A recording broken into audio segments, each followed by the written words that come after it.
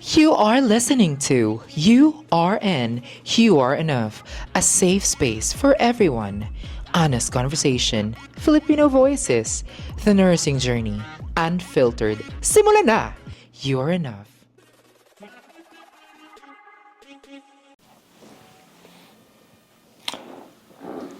Jack? Asan si Jack? Kala mo na talaga yun.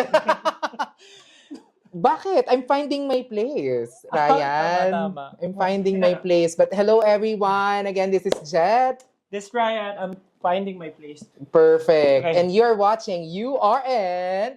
You are enough. Of course. Bakit ganun? Di ba sabi ko nga kanina, nahanap mo ako, sabi ko, I'm finding my place. Because this episode is about finding our place as Filipino migrants here in America. We're gonna be discussing kung ano ba yung... Ano nga bang discuss natin dito yung Ryan? Ikaw Let's muna have a mag- conversation ulit. Yes, let's have a conversation about experiences here in America. Diba? Ito yung, ano yan eh, parang ano yung na-experience natin on the first 6 months Yes. as we move Mhm. in United States. Yes. So, again, Natalia formulated 5 questions for us to answer. Grabe naman to si Natalia. Talagang feeling ko talagang top 5 ng Miss Universe yung, Yung manager natin. yung manager natin at saka yung ating, basta. Ano, recap tayo nung nakaraang episode. Kamusta yun? Ako, stress ako doon. Pero hindi, na-stress talaga. Hindi naman ako na-stress. Masaya ako kasi, I was able to like somehow share my experience and at least other people can relate to it. Which is yung, yung goal natin dito. People can relate and also uplift them by letting them know na hindi lang sila yung nag-iisa na nakaranas ng ganong pangyayari sa buhay nila Totoo. as migrants here in the States. Ikaw naman. Same? Kasing hot. Same lang. Oo, kasi nga, ang maganda dun sa nabibuild natin ng mga episode, relatable talaga siya eh. Exactly. Hindi natin sinasabi na unique yung experience natin. Doon kasi sila magko-connect. Yung Oh, ganun pala. Ganun din relevant. pala sila. Oo. Di ba? Relevant pala. Parang, okay. Oo, Okay, ganun parang, din pala. Akala ko nag-iisa ako. No! You are? Hindi ka nag-iisa kasi you are enough. Di ba? Bongga. Let's start with our questions. Ano nga bang question na inano ni Natalia dito? Ano ba naman Tingnan yan? natin. Okay. Question number Siguro yung mga viewers, sino ba yung si Natalia? May kita nyo si Natalia. They're gonna be very, very curious about who Natalia is. Okay, question number one. Okay, what's the from question number Natalia. 1? What were some of the biggest challenges you face with everyday tasks after arriving in the United US. States? Candidate number 1? Brian, yun. Ayoko mo sumagot una-una. Lagi na lang Hindi ako. na to sa akin.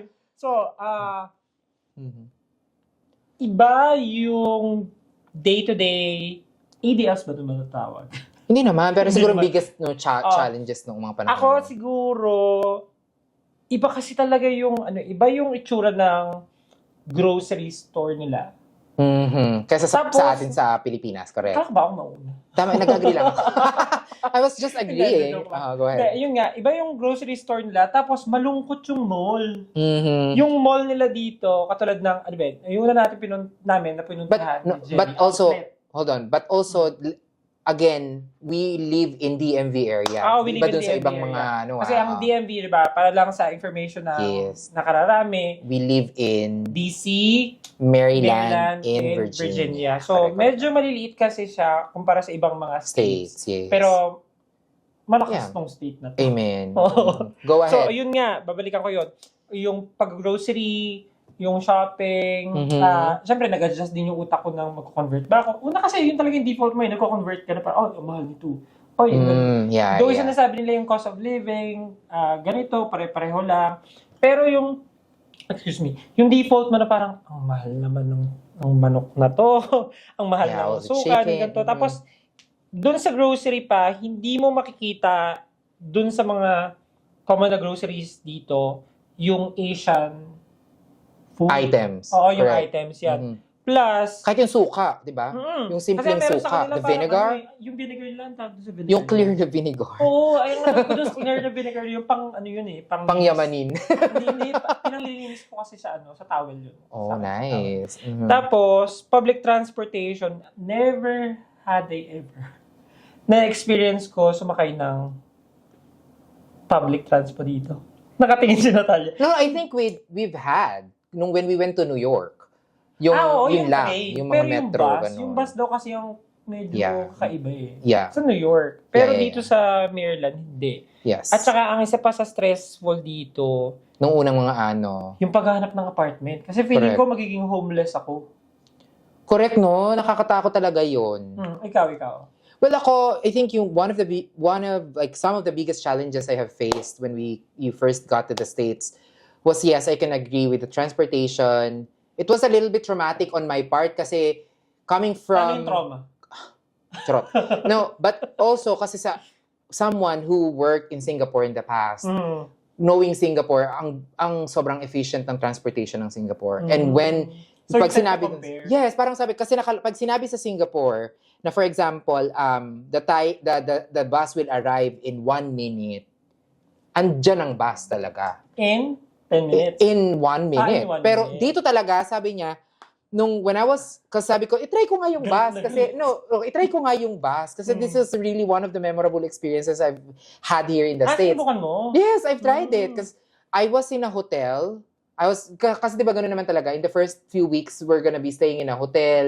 At least yun sa experience natin, di ba? Oo. From our agency. Pero hindi kayo kasi, naalis ka na, hindi ka sa hotel namin, di ba? Correct, magkaiba tayo ng hotel. So sabi ko, gusto kong pumunta dun sa hospital kasi gusto kong matry by using a bus. No? And then, nakalagay dun sa app, sabi nila ito yung app. Parang 4 minutes, let's say, I forgot na kung ilan. Sabi niya, 4 minutes. So nagpunta na ako dun before pa 4 minutes, 5 minutes, and then parang 15 minutes. Inabutan na ako ng ulan. Hanggang sa nabasa na yung sapatos ko. Anong soundtrack mo nung naulan? Basang-basa. Oh my God. Okay. Pa-ages ako ng mga oras na yun. Talagang sabi ko, hindi na ako pupunta muna dun sa ano. And then, so bumalik ako ng hotel na basang-basa. No, basang-basa. So, Parang more on transpo ka.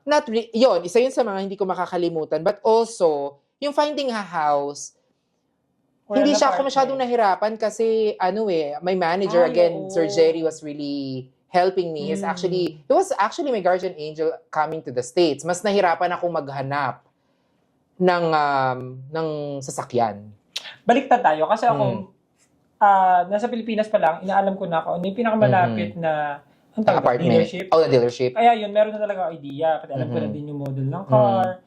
Doon ako nahihirapan, kami ni Jelly, nahihirapan kami sa paghahanap ng apartment kasi grabe yung hinihingi na security deposit. Yun lang, for the information ng mga viewers. No? Kapag nasa Amerika kasi, kapag wala ka pang magandang credit score, yes. parang wala pa silang tiwala dun sa capacity mo na bayaran. Napautangin ka.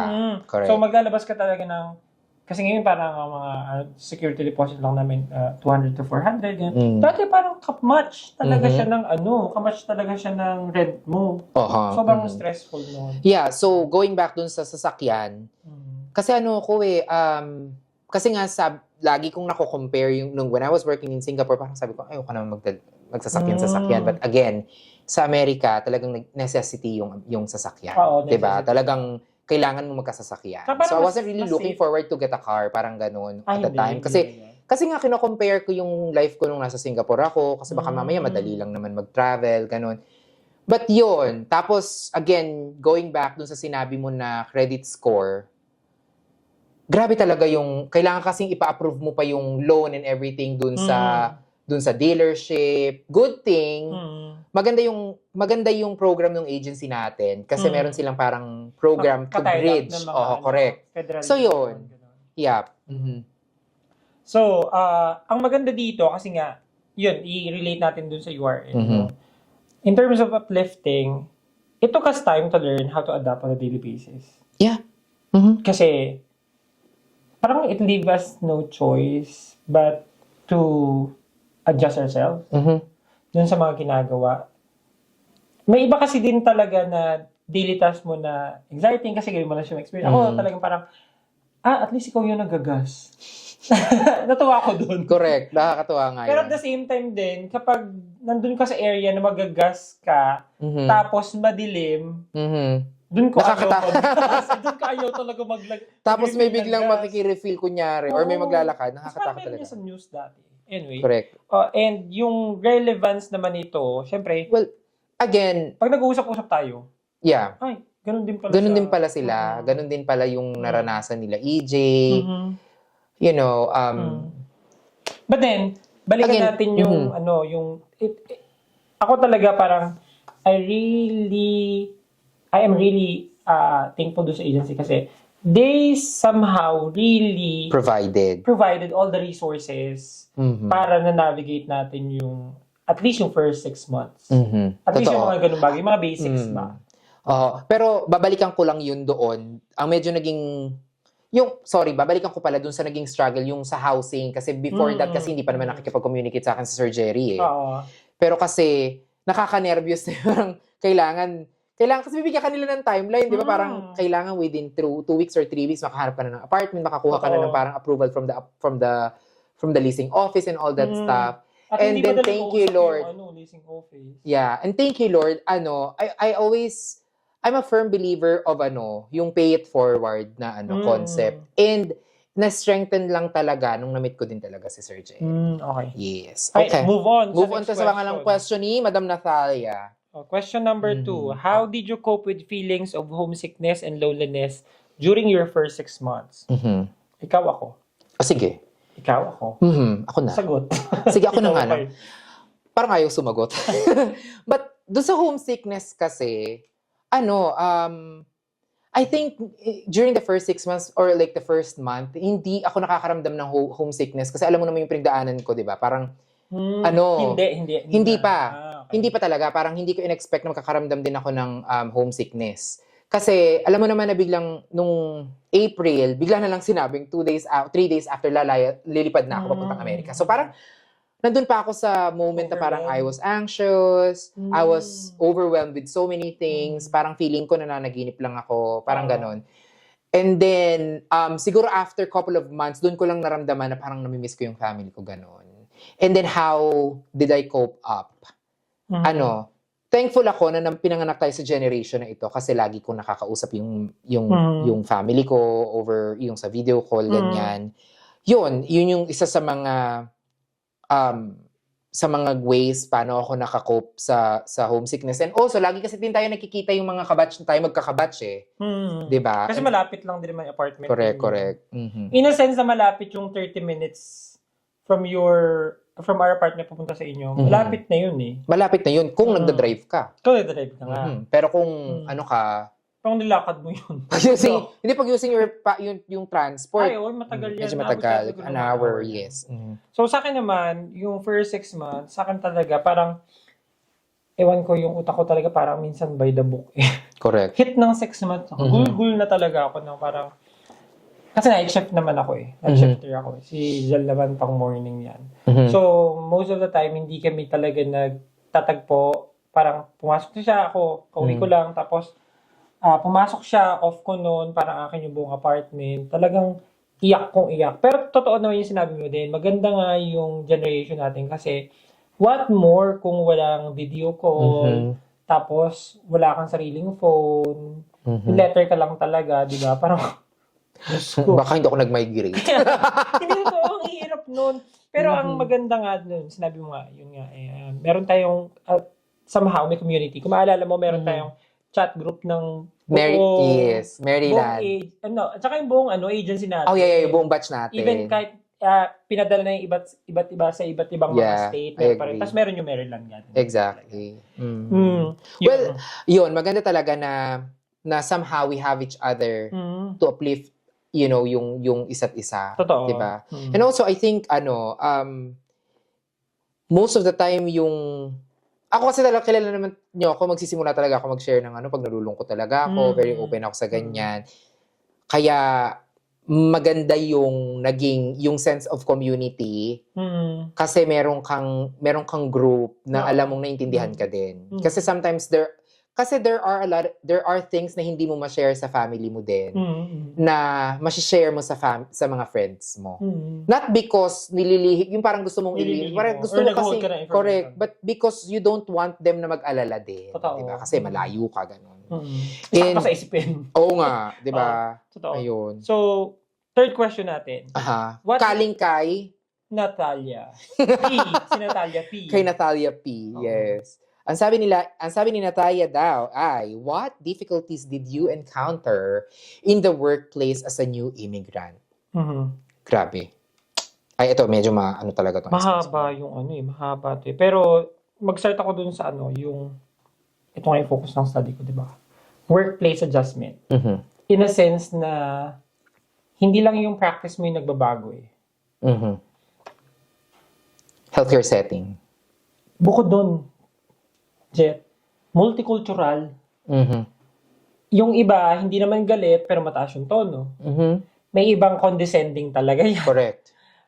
Very Pero, well diverse kasi kung saan nandun tayo. talaga. Again, nandito kami sa East Coast. Oo, sobrang, parang, anong tawag ba dun? Yung, basta, talagang lahat na yata ng nations nandito. Then, lahat yun, parang kailangan mong i-shift yung Pakasamahan. gear mo every time na ito yung katrabaho ko ngayon. Hindi lang sa ayaw mo siyang katrabaho, pero kailangan mo talagang, dito papasok yung ano mo. Pagiging team player. Oo, tsaka yung team player mo. Then, kailangan mo maging mas assertive eh. Kasi kapag naging assertive ka, doon ka nag-speak up para sa sarili mo. At saka yung maging advocate ka nga ng sarili mo din. Bukod sa pasyente mo. Ikaw? Well, ako, yung nahirapan ako talaga dito, yung adjustment in general talaga dun sa healthcare setting. Kasi Pero partida na yan, di ba? Nag-abroad ka na. Nag-abroad na rin ako. Kasi and also yung nag-adjustment yung expectation was really different. Do you think it was an advantage or disadvantage? Na nag-abroad ba ako. Oo, kasi Singapore ka galing. Well, I think advantage siya kasi advantage and somehow disadvantage. Advantage siya kasi in terms of dun sa homesickness, parang nasanay naman ako na magtrabaho din sa ibang bansa. Kaya medyo delay. Somehow, ganon. But also, yung disadvantage, kasi sabi ko nga, yung expectation, iba dun sa naranasan ko, ganon. How Ganon. different? It's because, I don't know, maybe because yung Singapore, it's also an Asian culture. Ganon, somehow we share a lot of commonalities, ganon. But dito kasi nung dumating ako, sabi mo nga kanina, may mga ibang sisigawan ka, may ibang parang pero hindi ka pala sinisigawan, ganon. Tapos also, nahirapan din ako kasi we have been a nurse for a long time, tapos yung preceptor mo, bagong nurse, parang ganon. Tapos parang ini-instill yung routine nila sa'yo na, bakit hindi mo gawin? Kasi tayo, very practical tayo in terms of yung pagtatrabaho. Practical, but also you consider kung ano yung policy. Standards pati. Correct, ganon. So ako, bakit, ang dami kong question, bakit ganon? But also, if you're under preceptorship, hindi mo, nakakainis minsan, di ba? Kasi, ako na nga lang yung magde-decide, kasi ganon, but you cannot. Kasi nandiyan nga yung preceptor mo. Lisensya nila at that time yung naka-risk, no? Kasi yung tingin nila yung tama. Pero again, doon ako nag-adjust. Okay. Oo, kasi, and again, magiging open naman din ako. And parang somehow, very anxious talaga ako noon. Oo. Yun. Okay. But also, again, dun sa mga nanonood dyan, lagi nga this too shall pass. Yung ganong mga, di ba? This too shall pass. And one day, marirealize mo, yung palang experiences ko na yon will help me build my confidence. Totoo. Kasi nga, meron kaming sinasabi sa School of Psychology na, name it to tame it. Ikaw kasi nalaman mo na anxious ka nun. Yes. Your anxiety shall pass like clouds. Correct. So, mahalaga na ino-honor mo yung emotion na yan. Fourth question. How did you handle financial adjustment? Such as budgeting or finding employment? Siguro, maskip natin dyan yung employment kasi nga, galing tayo sa agency. Pero yung Correct. May employment budgeting, kasi tayo. yung budgeting talaga yung, shala, ito na adulting na talaga. Correct. Totoo. Kasi sa Pilipinas naman, sabi ko nga, lagi kong sinasabi, kapag minsan sa Pilipinas, since ano tayo very close tayo sa family. Kahit minsan magpahinga ka ng 2 months, 3 months na Buhay ka eh. buhay ka naman. Dito try mo. Oo. May uod ka Pero na. kasi, blessed din na gano'n yung family natin na sa Pilipinas. Hindi, I But mean, also, kapag dito, hindi mo siya magagawa, di ba? dito kasi hindi mo talaga siya magagawa. Kailangan mong bayad ng kung ano-ano di ba? But yung financial adjustment, you really have to be, kailangan mo talaga siyang aralin. Oo. Ganon. Kung ilan yung, para sa akin, ito lang kung magkano yung kikitain mo, tapos, di ba minsan may mga ano pa tayo na, ito yung kikitain ko for this week. Pero, i-consider ko yung bawas ng tax. Oo, yun yung masakit dun eh. Correct. Tapos, masaya din ako na paano tayo nag-adjust? Parang hindi naman tayo agad-agad nag-adjust. It took us 1 to 2 years talaga for us to be, sa atin kasi sabay pa tayo nagpunta dun sa financial advisor natin social. Ganito, ang ano kasi dun, parang hindi kasi siguro, hindi ko siya masabing common eh. Parang, siguro hindi siya nasa likod ng isipin ng mga Filipino yung financial freedom. And financial literacy. Yung financial literacy. Kasi nga, kapag wala kang financial literacy, medyo malayo yung financial freedom. Kasi hindi naman daw tungkol yan sa laki ng kinikita mo eh. Paano mo tinatrack yung expenses mo and are you really living within your means? Pero ang sabi nga ngayon ng mga financial expert, dapat below your means. Below your means. And also, hindi pa natin na-mention dito yung mga bidabidang kamag-anak sa Pinas minsan. Nung iba nating hindi wala namang akong pinanggagalingan. Pero kasi may mga ganun kasing mga, meron tayong mga katrabaho or mga Filipinos around the globe na naririnig na correct, 'di ba, na talagang inuobliga nung ibang, thank God na hindi naman wala tayong ganung situation. But also yung ganon, kasi sabi ko nga dun sa previous vlog or podcast na pag nag-migrate ka, you have to let your family know na kailangan ko munang unahin ang sarili ko. Not because I'm selfish, but because ito yung reality. Kasi wala naman din silang magagawa pag may nangyari sa iyo masama dito sa Tsaka minsan sinasabi nga, di ba, nila, knock on wood, do not just give them a fish, teach them how to fish. Exactly. So, yun doon naman sa akin, dito sa financial adjustment, ako medyo hindi siya parang unknown subject sa akin kasi nga, shout out dun sa asawa ko. Isa talaga yung nagtuturo sa akin na track mo yung expenses mo. Even yung sister ko, i-track mo yung expenses mo. Minsan kasi, na-overlook mo na bumibili ka pala ng bumibili ng ganung bagay, you spend more of your budget sa Amazon. Kasi madali naman talaga eh. Totoo. Kaya pala ang daming delivery. Oo. Hindi pa natin sponsor yan. Hindi, pero yun. Kasi nga, so ang natutunan ko, I would add friction. Ito, on the personal tip sa akin, I would add friction. Paano yung expenditure ko? Tinanggal ko yung Apple Pay ko. Kasi yung mga credit card ko, dumami din talaga. No?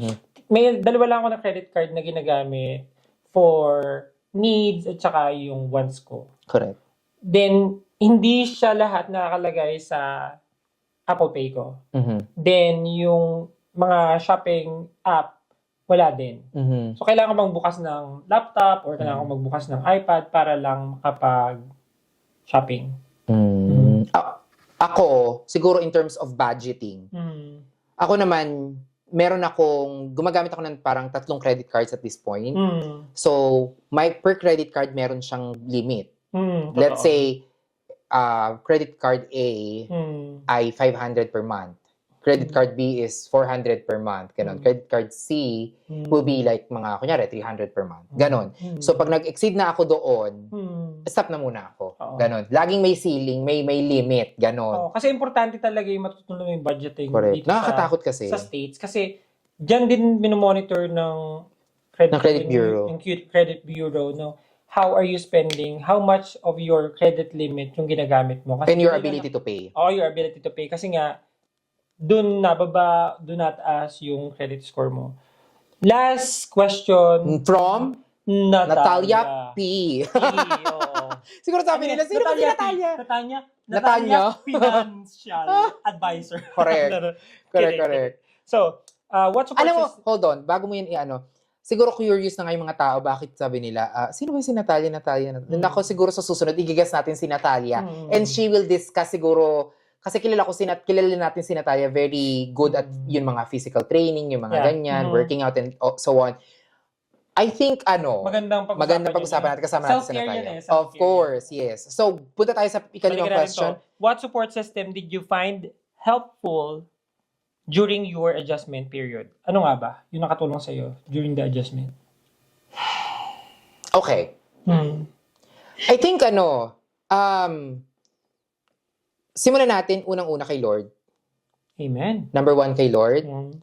Pangalawa, your family. Pangatlo, your friends. And also, yourself. Ganon. Kasi nga unang-una, sa akin kasi ako, very strong yung relationship ko kay Lord. Highly spiritual ka din kasi. Talagang, sabi ko nga yung life verse ko, is naintindihan niya ng mga best friends ko, ng best friend ko, and yung mga co-workers ko before sa Tansa Specialist Medical Center, na my life verse is Romans 8 verse 28, yung sabi ni Nana na all things work together for good for those who love the Lord. So, nagbago na. Nakatattoo pa yan. Nakatattoo pa yan. Yes. That's because, yun nga, lahat ng nangyayari sa buhay natin may dahilan. Di ba? And pangalawa, sabi ko nga... Sometimes hindi natin maintindihan. Exactly. Sometimes hindi lang natin maintindihan. Kagaya nga nitong podcast natin. Dati, pinapangarap lang natin ito. Di ba? And then ngayon, eto na yun. Pangalawa yung family ko. Kasi, feeling ko nagbibigay ka ng speech. Ganon. Pangalawa yung family ko. Kasi yung family ko, alam naman nila yan. Especially yung nanay ko. Yung nanay ko, very sensitive yan. Alam niya kahit di ko sabihin kapag medyo mababa yung mood ko and all. Pangat yung mga kaibigan ko from work and dito. Kagaya nyo, nila Jelly, nila Natalia, yung group of friends from my work and yung US friends na sabi ko nga nung kinasal yung kaibigan natin si Jelly na naging family na natin sa Amerika. And lastly, hindi para sa akin, yung support system will never be complete without believing sa sarili mo na kaya mong lampasan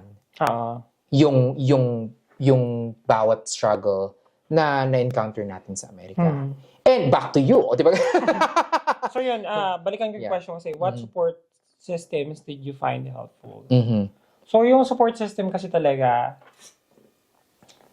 it comes in different phases nga. Katulad ng sabi mo. Family, yung gano'ng kalakas yung spiritual connection mo kay Lord. Friends are your family that you got to choose. Exactly. Diba? In your family. Narinig nyo yun. You got to choose. So, pag hindi ka pinili, saan siya na, ha? Kasi, ang sa akin kasi, ako parang blessed ako na yung family ko, even yung asawa ko, alam nila talaga when I'm stressed out and sobra nang overwhelming sa akin yung mga bagay-bagay. Kailangan ko talaga yan event o air out sa family. Kaya sanay sila talaga kapag hindi na ako nagkukwento, parang sa kanila, alert tayo dyan. Correct. Sa akin kasi nakakatulong talaga yung pag-air out ng mga nangyayari. It helps me process yung mga bagay-bagay. Kasi parang ako yung, hindi ko alam kung GIF ba siya. Yung parang, magpapanik ka muna, pero gagawin mo naman talaga lahat. Correct. Gagawin mo naman. Kasi nga, sometimes kasi, kailangan mo lang din ng sounding board, even friends, family, or yung special someone mo na, tama pa ba itong ginagawa ko? Kasi minsan kapag sobrang mo ng emotional, hindi ka na logical eh. Then, isa pa to na sinabi ng psychiatrist ko. More to come sa episode.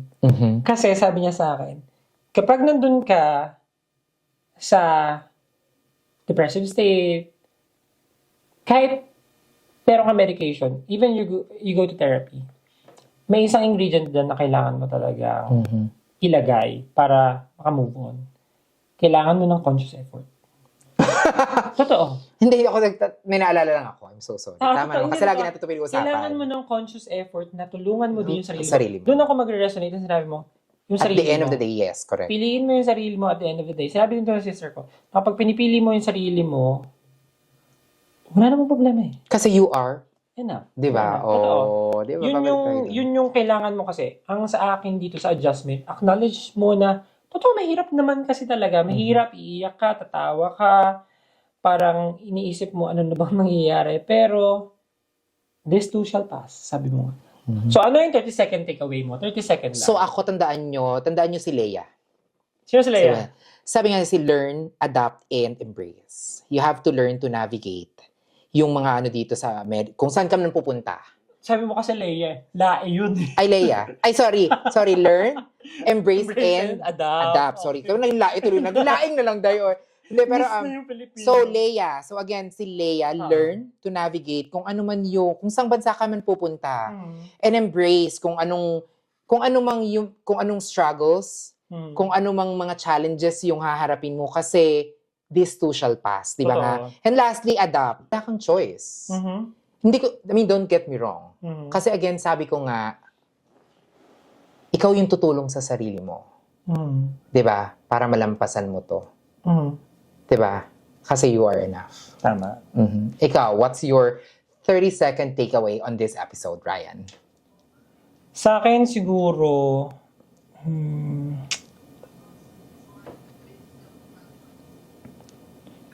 lagi mo piliin yung sarili mo. And okay lang naman na ma-experience mo yung adjustment talaga. Iyak ka, tatawa ka. Pero this too shall pass. And remember, you're enough. Totoo naman. Again, this is Jet. This is Ryan. And this has been You Are In. You are enough. Don't forget to subscribe, follow, And share. Bye. That's it for today's episode.